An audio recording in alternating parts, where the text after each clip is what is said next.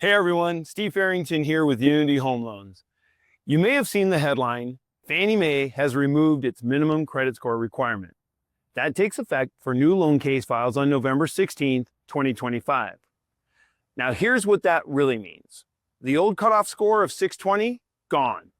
Fannie Mae's automated underwriting system will now look at the whole financial picture. Income, assets, down payment, debt-to-income ratio, employment history, and reserves, instead of stopping the conversation just because of a number. But let's clear up what it does not mean. This isn't the Wild West. This is not 2008. Lenders still pull credit. Scores still matter for pricing and interest rates. Now, PMI companies may still require a 620 or higher if you're putting less than 20% down. And lenders can still add their own minimum scores called overlays. So who does this actually help?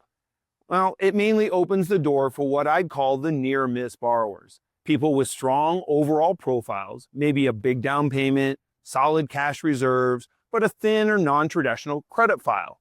Someone with a 615 and great financial strength might now get an approval. And it can help households where one borrower has limited or no credit, but the combined income changes the picture. Honestly, I applaud the change.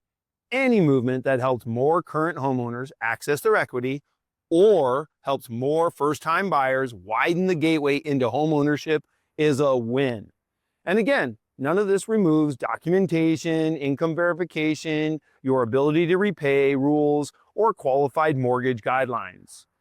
Standards are still strong. This is smarter underwriting, not looser lending. If you're wondering how this affects your scenario, shoot me a message. We can run your numbers through their underwriting system and give you real clarity, not the social media version of the story. Talk soon.